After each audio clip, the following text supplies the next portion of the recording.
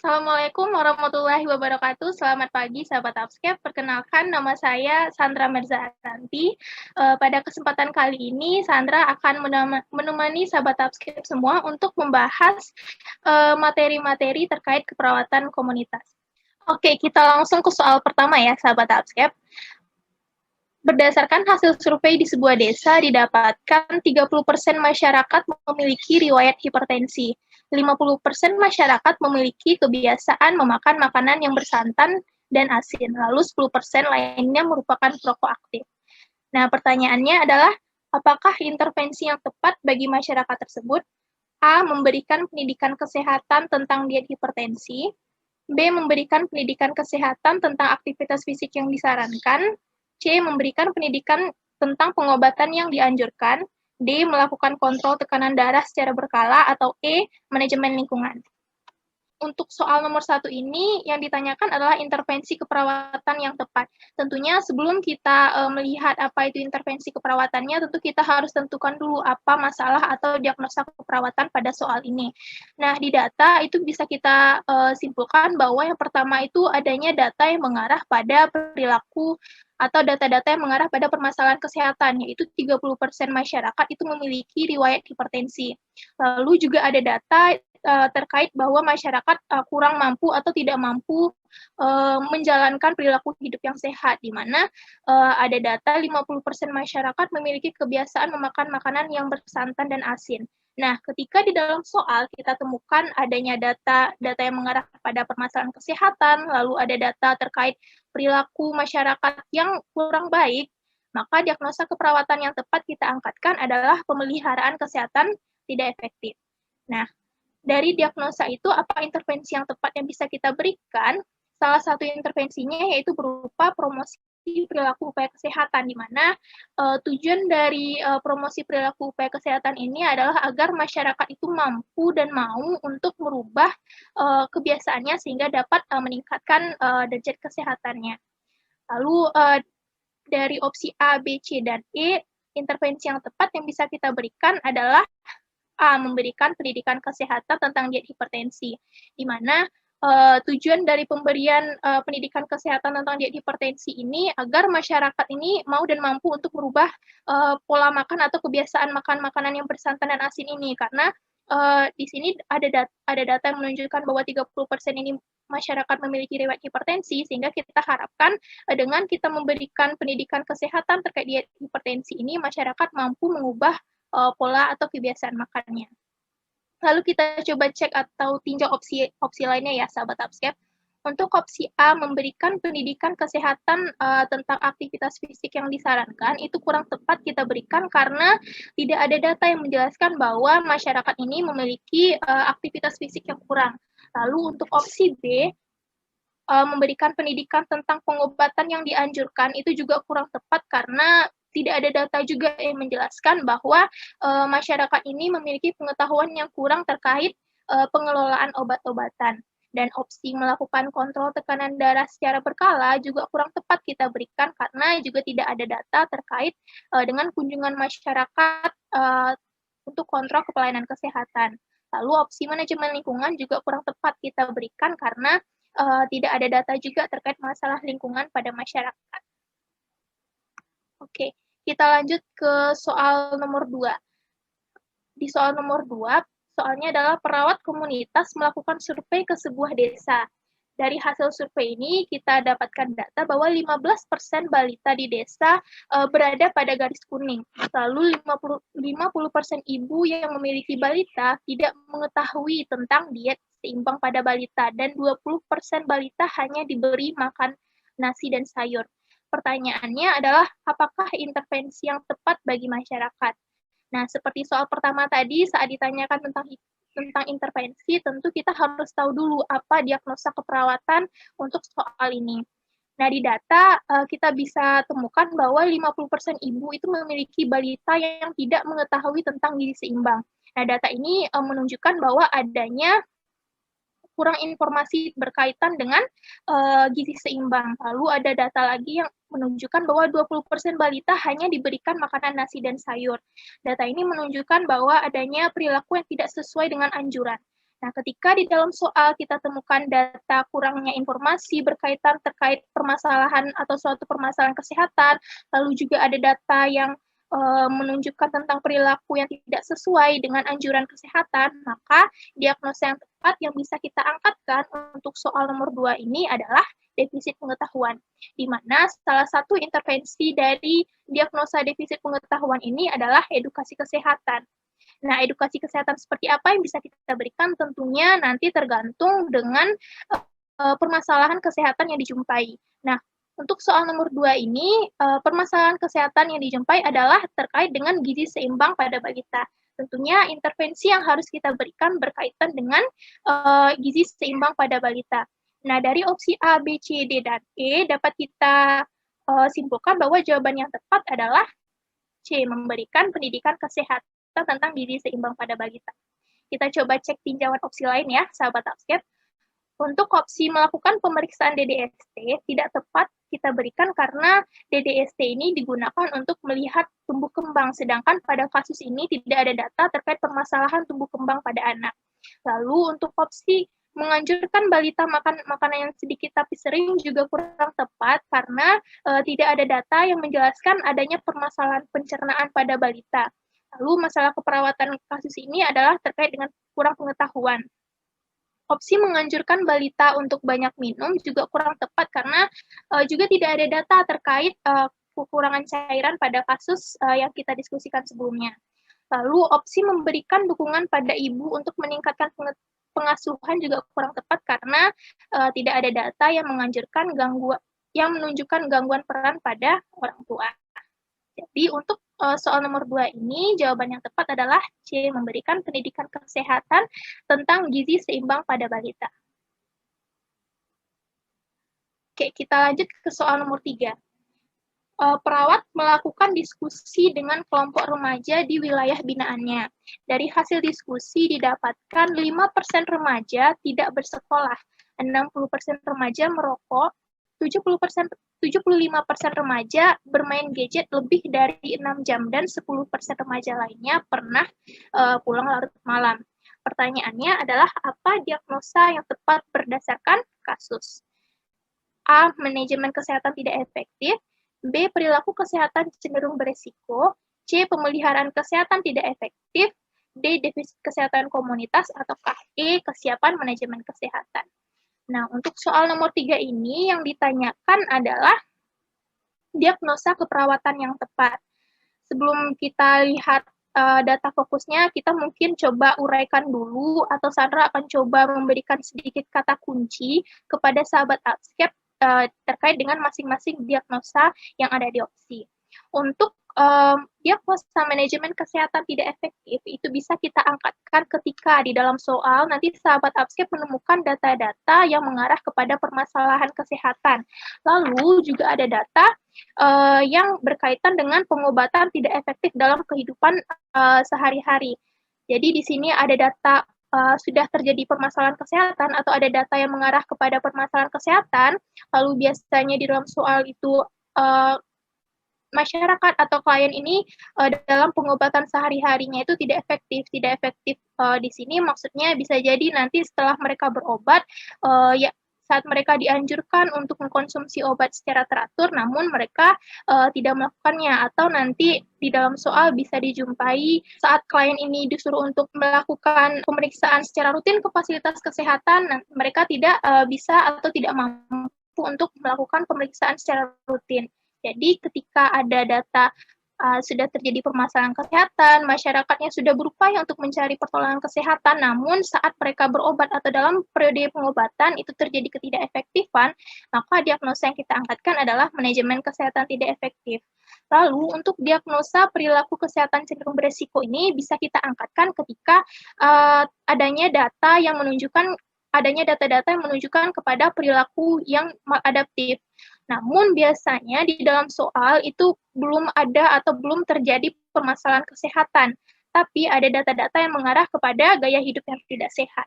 Maka ketika ada data-data tersebut, diagnosa perilaku kesehatan cenderung beresiko bisa sahabat Upscape angkatkan. Nah, untuk diagnosa pemeliharaan kesehatan tidak efektif, itu juga sudah Sandra singgung tadi di soal pertama, bisa kita angkatkan ketika adanya data yang menunjukkan pada permasalahan kesehatan, namun setelah ada permasalahan kesehatan tidak ada upaya atau belum ada upaya dari masyarakatnya untuk menjaga pola hidupnya. Lalu biasanya di dalam soal itu juga disertai dengan data kurangnya keinginan atau kemampuan masyarakat untuk mencari bantuan. Nah, ketika data-data tersebut sahabat Upscape temukan saat membaca soal, maka diagnosa yang tepat yang bisa diangkatkan adalah pemeliharaan kesehatan tidak efektif. Lalu, untuk diagnosa defisit kesehatan komunitas, itu bisa diangkatkan ketika adanya data dalam komunitas itu sudah terjadi permasalahan kesehatan. Nah, saat sudah terjadi permasalahan kesehatan, belum ada program untuk menyelesaikan permasalahan tersebut. Atau misalnya programnya udah ada nih, tapi programnya tidak berjalan dengan efektif. Nah, ketika data-data ada permasalahan kesehatan, programnya belum ada, atau programnya udah ada tapi tidak berjalan dengan efektif, itu diagnosa defisit kesehatan komunitas bisa diangkatkan. Lalu untuk diagnosa kesiapan manajemen kesehatan, itu bisa diangkatkan ketika ada data-data yang cenderung mengarah pada perubahan perilaku yang sudah adaptif. Misalnya kliennya sudah ada atau sudah mengekspresikan keinginan untuk sembuh atau ada masalah pencegahan atau sudah ada perbaikan pada kondisi kliennya, maka diagnosa kesiapan manajemen kesehatan bisa diangkatkan. Nah, di soal dari data fokus yang kita dapatkan bahwa adanya 5% remaja tidak bersekolah, 60% remaja merokok, 75% bermain gadget, lalu 10% pernah pulang malam. Data-data ini menunjukkan adanya perilaku yang maladaptif atau ada data-data yang mengarah pada gaya hidup yang tidak baik atau kurang sehat. Maka bisa kita simpulkan untuk soal nomor 3 ini, diagnosa yang tepat adalah B. Perilaku kesehatan cenderung beresiko. Perawat komunitas melakukan pendidikan kesehatan kepada masyarakat tentang demam berdarah di balai desa. Setelah penyampaian materi, perawat mengajak masyarakat untuk hadir untuk berdiskusi. Peserta tampak antusias dalam kegiatan tersebut. Pertanyaannya adalah, apakah kriteria hasil yang tepat dari kegiatan tersebut? A. Masyarakat mampu melakukan P3M+, B. Masyarakat antusias dalam berdiskusi, C. Masyarakat mengikuti kegiatan dari awal sampai akhir, D. Masyarakat mengetahui tentang demam berdarah, E. Masyarakat merencanakan program P3M+. Nah, untuk soal nomor 4 ini yang ditanyakan adalah kriteria hasil. Di soal itu dikatakan bahwa perawat komunitas ini melakukan pendidikan kesehatan. Nah, pemberian pendidikan kesehatan merupakan salah satu intervensi yang kita berikan pada diagnosa defisit pengetahuan. Nah, salah satu outcome atau kriteria hasil yang diharapkan dari pelaksanaan atau pemberian pendidikan kesehatan ini adalah masyarakat mampu untuk melakukan pencegahan penyakit maupun pengendalian infeksi. Nah, maka dari itu, untuk soal nomor 4 ini, kriteria hasil yang diharapkan tentunya masyarakat mampu melakukan pencegahan terkait dengan demam berdarah. Dari kelima opsi ini, jawaban yang tepat untuk kriteria hasil dari soal nomor 4 ini adalah A. Masyarakat mampu melakukan P3M+. Jadi di sini diharapkan masyarakat itu mampu melakukan tindakan pencegahan terhadap penyakit demam berdarah dengan kita memberikan pendidikan kesehatan tentang demam berdarah. Lalu kita coba cek tinjauan opsi lain ya, sahabat Upscape. Untuk opsi masyarakat antusias dalam berdiskusi itu kurang tepat kita pilih karena hasil ini merupakan salah satu bentuk dari evaluasi saat kita melakukan pendidikan kesehatan. Begitu juga dengan opsi masyarakat mengikuti kegiatan dari awal sampai akhir juga kurang tepat kita pilih karena ini juga merupakan hasil evaluasi saat atau setelah kita melakukan pendidikan kesehatan. Lalu opsi masyarakat mengetahui tentang demam berdarah juga kurang tepat kita pilih karena pendidikan kesehatan itu tujuannya bukan hanya untuk membuat atau untuk menambah wawasan masyarakat, tetapi juga diharapkan masyarakat itu mampu dan mau untuk merubah perilaku gaya hidupnya. Lalu untuk opsi masyarakat merencanakan program P3M+ juga masih kurang tepat dipilih karena di sini dari opsi ini hanya sebatas perencanaan saja, belum terlihat adanya tindakan dalam pelaksanaan P3M+ ini. Maka dari itu, untuk pertanyaan nomor 4, ini opsi yang paling tepat kita pilih adalah masyarakat melakukan P3M+. Oke, kita lanjut ke soal berikutnya. Soal nomor 5.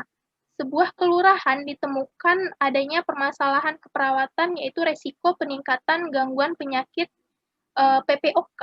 Lalu sebanyak 20% masyarakat pernah dirawat dengan PPOK, 57% masyarakat adalah perokok aktif dan memiliki kebiasaan merokok di dalam rumah.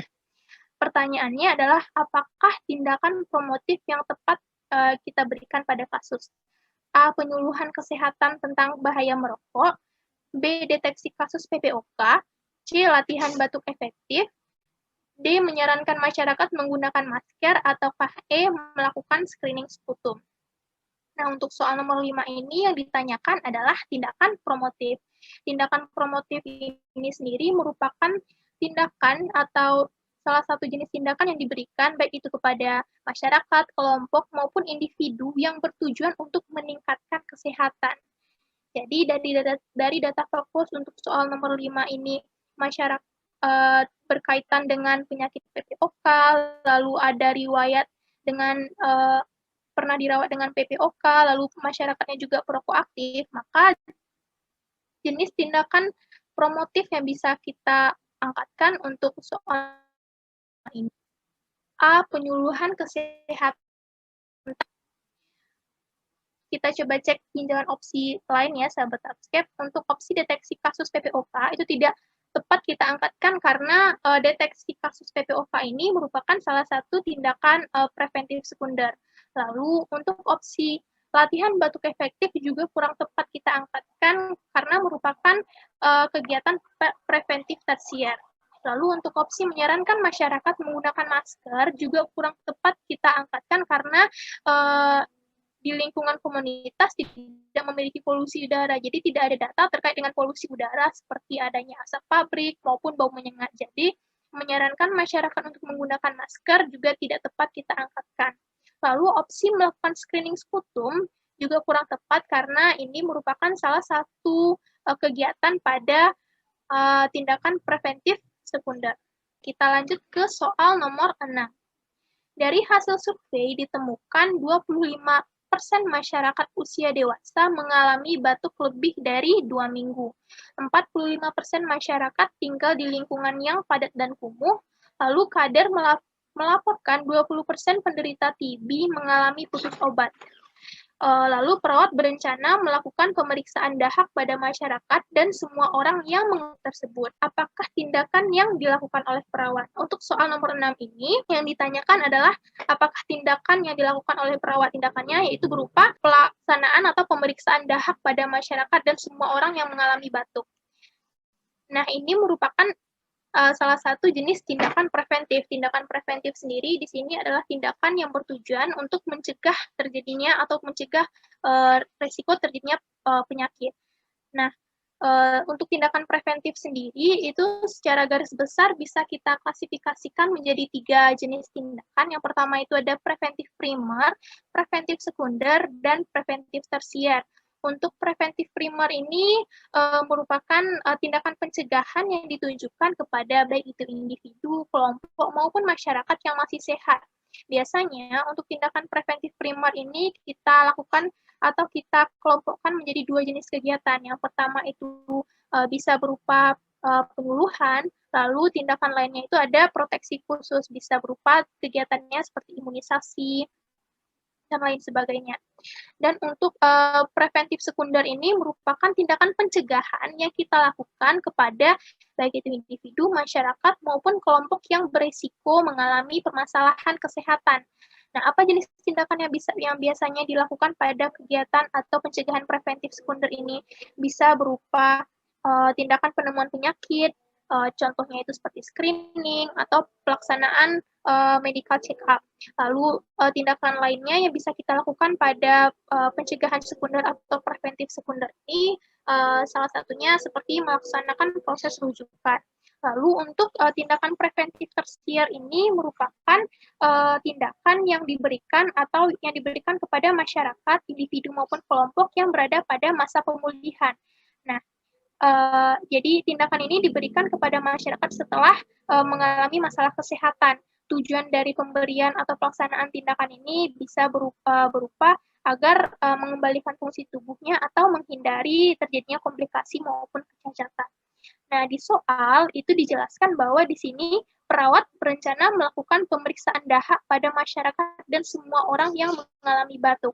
Nah, ini dapat kita simpulkan merupakan salah satu tindakan screening, di mana di sini perawat berusaha untuk menemukan atau mendeteksi secara cepat masyarakat yang mengalami TB sehingga nantinya tidak terjadi perluasan penyakit secara cepat. Maka dari itu, tindakan screening merupakan salah satu jenis tindakan atau kegiatan yang bisa kita lakukan pada preventif sekunder. Jadi jawabannya tepat untuk soal nomor 6 ini adalah B, pencegahan sekunder. Nah, seperti yang sudah Sandra jelaskan tadi, di tinjauan opsi penyuluhan kesehatan itu karena tidak ada data yang menjelaskan bahwa perawat itu memberikan penyuluhan kesehatan.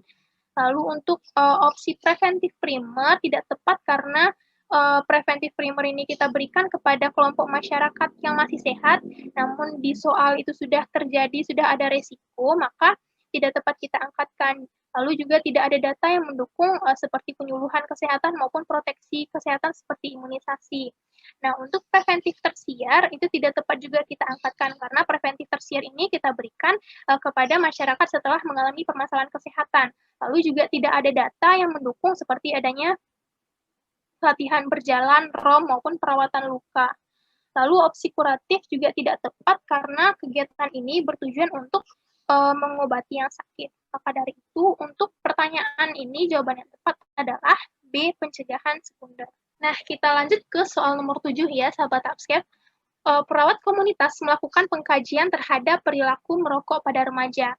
Perawat ingin menggali informasi lebih dalam terhadap kelompok remaja laki-laki yang pernah merokok. Apakah strategi yang tepat untuk pengumpulan data? Oke, sekarang kita berdiskusi terkait metode pengumpulan data. Sebelum kita lihat jenis metodenya, kita cek dulu apa-apa saja penguraian dari metode pengumpulan data yang ada di opsi soal ini.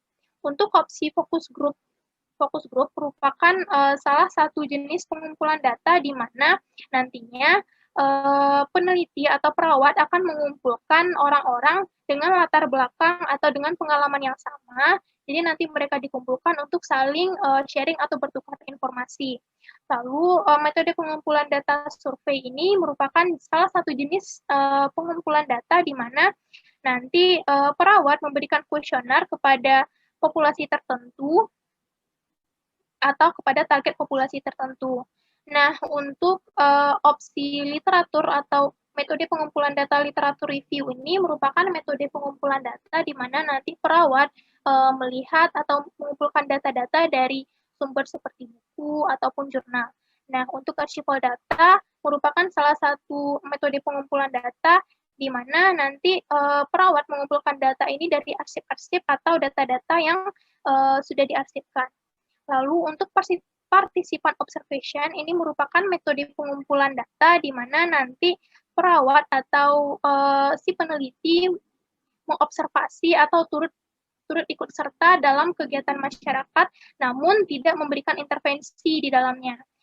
Nah, di dalam soal itu dijelaskan bahwa perawat menggali informasi terhadap kelompok remaja laki-laki yang pernah merokok. Nah, ini dapat kita simpulkan bahwa perawat ini mengumpulkan orang-orang dengan permasalahan atau latar belakang yang sama. Maka dari itu, strategi atau metode pengumpulan data yang dilakukan oleh perawat ini adalah berupa fokus group. Maka dari itu, jawaban yang tepat adalah A. Nah, untuk soal nomor 8, perawat melakukan kunjungan terhadap sebuah sekolah dasar. dan mendapatkan anak-anak tidak mencuci tangan saat dan setelah makan, lalu juga tidak mencuci makan setelah bermain atau saat bermain, lalu suka membeli jajan-jajanan di luar sekolah. Pertanyaannya adalah apakah tindakan keperawatan yang tepat dalam menerapkan promosi kesehatan? A. Melarang anak sekolah untuk bermain. B. Memberitahukan kepada guru bagaimana menjaga anak-anak di sekolah. C. Mengajarkan tentang konsep PHBS dengan benar. D. Menjelaskan kepada anak-anak penyakit yang timbul apabila sering memakan makanan di luar. E. Menyarankan anak sekolah makan menggunakan sendok. Nah, dari data fokus seperti anak itu tidak mencuci makan saat dan setelah makan maupun setelah bermain, lalu suka membeli jajanan di luar sekolah, ini dapat kita simpulkan bahwa terjadinya atau kurangnya penerapan dari PHBS. Nah, tentunya saat kita memberikan promosi kesehatan, kita harus memberikan promosi kesehatan terkait dengan permasalahan yang dialami oleh soal. Nah, jadi jawaban yang tepat untuk soal nomor 8 ini adalah mengajarkan tentang konsep PHBS dengan benar. Kita coba cek tinjauan opsi lainnya ya, sahabat Upscape.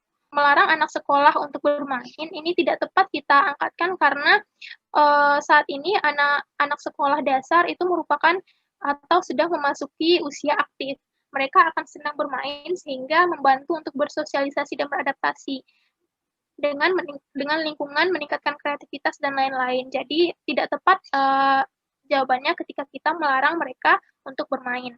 Lalu memberitahu kepada guru bagaimana menjaga anak-anak di sekolah juga kurang tepat karena seperti yang sudah kita diskusikan sebelumnya, permasalahan yang ada pada soal nomor 8 ini adalah terkait dengan PHBS. Jadi tidak tepat kita angkatkan karena tidak ada data yang menjelaskan bahwa adanya kurang pengetahuan atau kurang informasi dari guru terhadap bagaimana cara menjaga anak-anak di sekolah. Lalu menjelaskan kepada anak-anak penyakit yang timbul apabila sering memakan makanan dari luar juga masih kurang tepat kita angkatkan karena permasalahan yang dihadapi atau permasalahan yang muncul di dalam soal ini tidak hanya terkait dengan jajan dari luar, tapi juga terkait dengan mencuci tangan. Maka dari itu opsi menjelaskan kepada anak terkait dengan penyakit yang timbul ketika makan makanan dari luar juga kurang tepat kita angkatkan. Nah, untuk opsi menyarankan anak sekolah makan menggunakan sendok juga masih kurang tepat karena walaupun kita menggunakan sendok, tetap kita harus mencuci tangan sebelum makan. Jadi untuk soal nomor 8 ini jawaban yang tepat adalah C, mengajarkan terkait dengan konsep PHBS dengan benar. Oke, kita lanjut ke soal nomor 9. Suatu wilayah kerja puskesmas terjadi KLB difteri, yaitu sebanyak 5 orang diduga difteri, 1 diantaranya positif difteri dan meninggal. Nah, pertanyaannya adalah apakah tindakan prioritas yang perlu dilakukan oleh perawat untuk mencegah terjadinya KLB difteri ini? A. Memberikan pengobatan pada penderita difteri. B. Memberikan penyuluhan tentang manfaat imunisasi DPT. C. Pendidikan kesehatan tentang pemenuhan kebutuhan nutrisi. D. Pendidikan kesehatan Penkes melakukan pemeriksaan kesehatan secara rutin, ataukah E. Hanya pendidikan kesehatan saja. Nah, di sini permasalahan kesehatan yang muncul adalah terjadinya KLB difteri. Penyakit difteri ini sendiri merupakan penyakit yang disebabkan oleh bakteri, di mana penyebarannya sangat cepat, terutama kepada masyarakat yang belum dilakukan imunisasi. Maka dari itu perlu diberikan tindakan untuk mencegah. Maka dari itu salah satu tindakan yang bisa kita lakukan untuk mencegah terjadinya KLB difteri ini adalah dengan melakukan imunisasi. Nah, jadi tindakan prioritas yang harus diberikan oleh perawat adalah memberikan penyuluhan tentang manfaat imunisasi DPT. Kenapa kita berikan penyuluhan tentang manfaat imunisasi DPT ini? Tujuannya agar nantinya diharapkan masyarakat itu mampu dan memiliki kemauan untuk diimunisasi, sehingga saat masyarakatnya sudah diimunisasi tentunya ini dapat mencegah penyebaran dari difteri ini sendiri. Tinjauan opsi lain ya, sahabat Upscape, untuk memberikan pengobatan pada penderita difteri ini kurang tepat karena di kasus itu yang ditanyakan adalah bagaimana cara mencegahnya, bukan bagaimana cara pengobatan difteri. Lalu pemberian pendidikan kesehatan pemenuhan kebutuhan nutrisi tidak tepat kita angkatkan karena pendidikan kesehatan ini lebih tepat diberikan kepada masyarakat dengan permasalahan kesehatan gizi buruk. Lalu melakukan pendidikan kesehatan terkait dengan pemeriksaan kesehatan secara rutin juga masih kurang tepat kita angkatkan karena pendidikan kesehatan ini diberikan kepada masyarakat yang tidak rutin melakukan pemeriksaan kesehatan. Sedangkan di dalam soal ini permasalahan yang muncul adalah terkait dengan difteri. Lalu memberikan pendidikan kesehatan tentang PHBS juga masih kurang tepat kita berikan karena pendidikan kesehatan PHBS ini diberikan kepada masyarakat dengan masalah PHBS. Pada itu, untuk soal nomor 9 ini, jawaban yang tepat adalah B, memberikan penyuluhan tentang manfaat imunisasi DPT. Oke, kita lanjut ke soal terakhir dari pembahasan soal kita saat ini ya, sahabat Upscape. Suatu puskesmas di Kelurahan A melakukan kunjungan ke salah satu sekolah dasar di daerah setempat. Nah, perawat puskesmas bekerja sama dengan pihak UKS sekolah dasar dan dalam melakukan kegiatan pemeriksaan gigi, mata, dan telinga pada siswa kelas 1 dan kelas 2. Pertanyaannya adalah apakah upaya kesehatan yang dilakukan oleh perawat tersebut? Apakah A. promotif, B. preventif primer, C. preventif sekunder, D. preventif tersier, dan E. pendidikan kesehatan.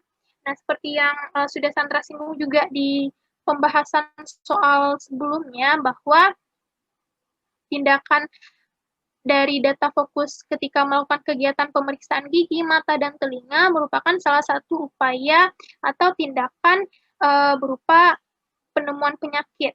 Maka dari itu, untuk soal nomor 10 ini, jawaban yang tepat adalah preventif sekunder. Nah, kita coba cek opsi tinjauan lain. Untuk opsi promotif tidak tepat kita angkatkan karena tidak ada data yang menjelaskan bahwa perawat melakukan penyuluhan kesehatan, di mana tindakan promotif ini kita lakukan untuk meningkatkan derajat kesehatan, sedangkan di sini tindakan yang dilakukan adalah promotif untuk pencegahan atau untuk pencegahan kesehatan. Lalu opsi preventif primer tidak tepat kita angkatkan karena preventif primer ini tindakan atau yang bisa dilakukan berupa tindakan seperti imunisasi atau pendidikan kesehatan. Nah, karena di dalam soal itu terkait dengan pemeriksaan gigi, mata, dan telinga atau berupa tindakan penemuan penyakit, maka opsi preventif primer tidak tepat kita angkatkan. Lalu untuk opsi preventif tersier juga kurang tepat kita angkatkan karena preventif tersier ini dilakukan pemeriksaannya untuk atau kepada masyarakat yang setelah sakit atau berada pada masa pemulihan.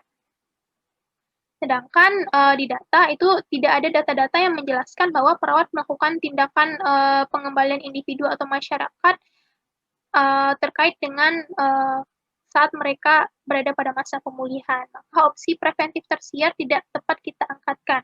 Lalu untuk opsi pendidikan kesehatan juga kurang tepat kita angkatkan karena tidak ada data yang menjelaskan perawat melakukan pendidikan kesehatan. Maka dari itu, untuk soal ke-10 ini, jawaban yang paling tepat adalah C, preventif sekunder.